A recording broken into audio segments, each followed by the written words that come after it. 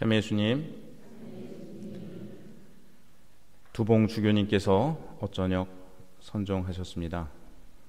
1929년에 프랑스에서 태어나신 주교님은 1954년 25살에 우리나라에 오셔서 71년을 우리나라를 위해 헌신하셨습니다. 1950년 한국 전쟁이 발발을 했을 때 두봉 주교님은 군인이셨는데 어느 날 상관이 와서 한국이라는 나라에 전쟁이 나서 프랑스도 유엔군으로 참전하기로 했으니 자원할 사람이 있느냐고 물었답니다. 주교님은 신학생이었기 때문에 자원할 수 없었지만 가장 친한 친구가 자원했는데 우리나라에 와서 전사했고 그때부터 주교님 마음속에 한국이 새겨졌다고 합니다.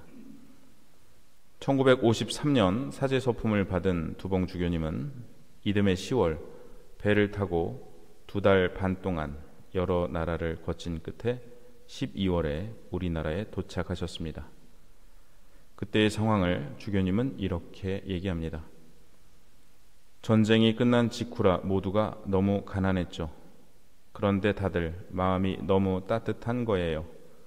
누구도 내 것이 부족하니 못 주겠다는 말 같은 건 하지 않고 쉽게 나누고 먼저 다가가 인사하고 그런 모습을 저는 봤습니다. 그래서 한국에 대한 첫인상은 사람들이 참 따뜻하구나 였습니다. 외적인 모습은 정말 가난하기 짝이 없는 나라라는 것이었고요. 이후 두봉 주교님은 대전교구 대흥동 성당 보좌신부로 12년간 사목하셨습니다. 주교님의 성은 뒤퐁인데요. 당시 대흥동 주임이시던 오기선 신부님의 권유로 두봉이라는 이름을 지었는데 한자로 풀이하면 산봉우리에서 노래하는 두견새라는 뜻이라 합니다.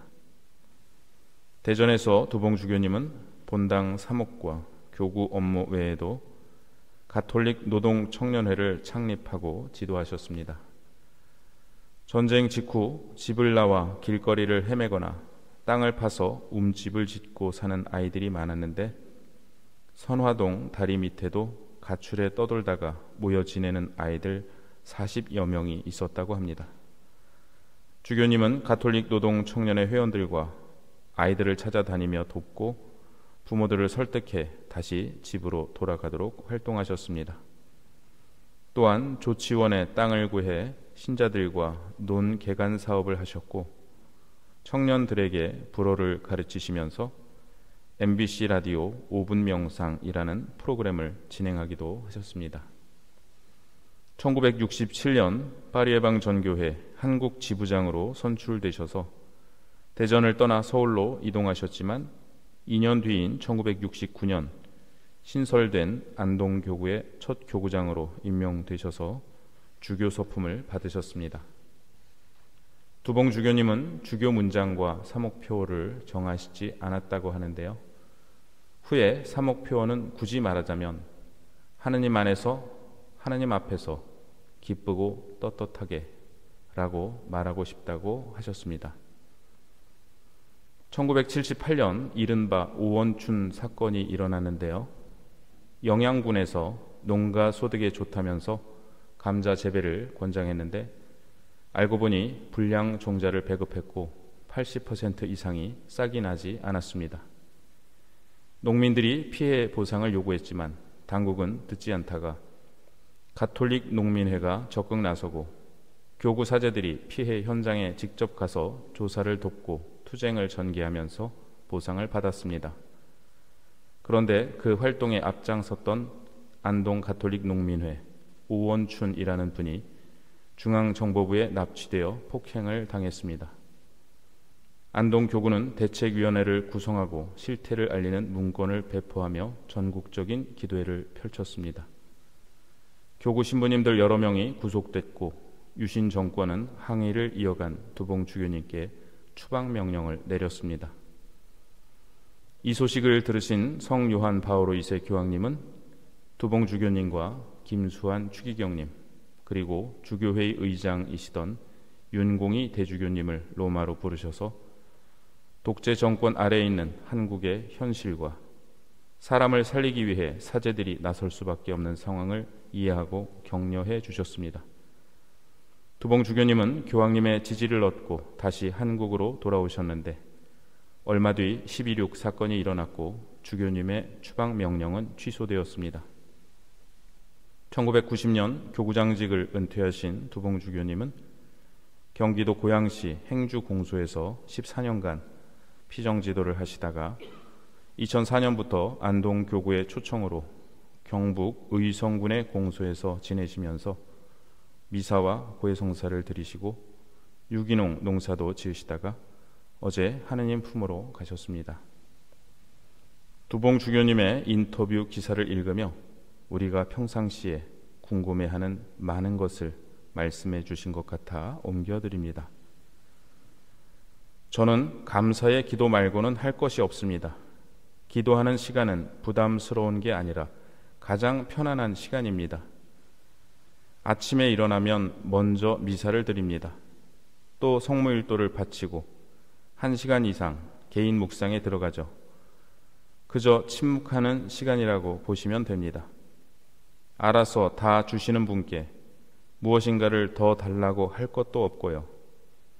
찬양 또한 하느님께서 주시는 걸로 하지 않겠습니까? 그래서 저는 하느님 앞에서 침묵을 지키는 게 떳떳한 게 아닌가 생각합니다. 저녁에는 묵주기도도 봉헌하고 기도가 더 길어질 때도 있고 손님이 오시거나 강연 혹은 피정지도 등이 있으면 더 짧아지기도 하죠.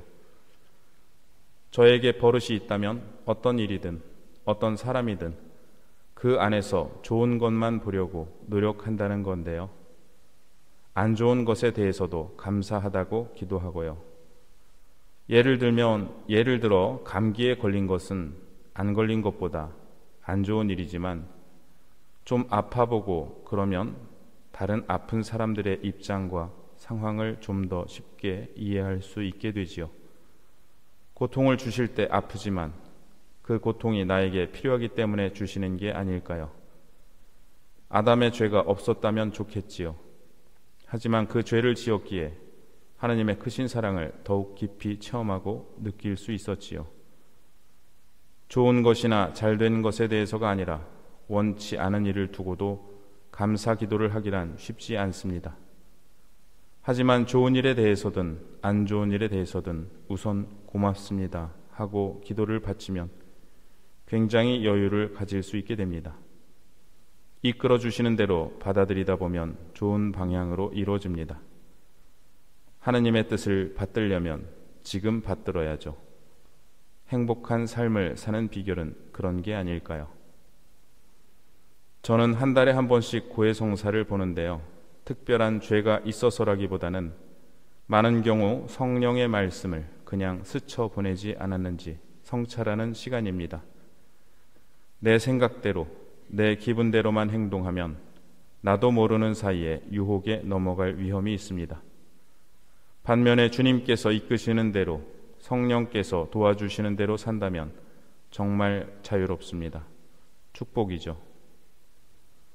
사제는 오늘을 사시는 예수님의 모습으로 살아야 합니다. 아침부터 저녁까지 무엇을 어떻게 해야 하는지 고민하지 말고 예수님의 모습을 묵상해야 합니다. 사도 바오로께서도 말씀하셨습니다. 이제는 내가 사는 것이 아니라 그리스도께서 내 안에서 사시는 것이라고요. 저는 지나간 것에 대해서도 앞날에 대해서도 그리 많이 생각하지 않습니다. 중요한 것은 오늘, 바로 지금이거든요. 과거를 돌아보고 자꾸 후회해도, 미래를 생각하며 자꾸 불안해한다 해도 우리가 무엇을 할 수 있을까요?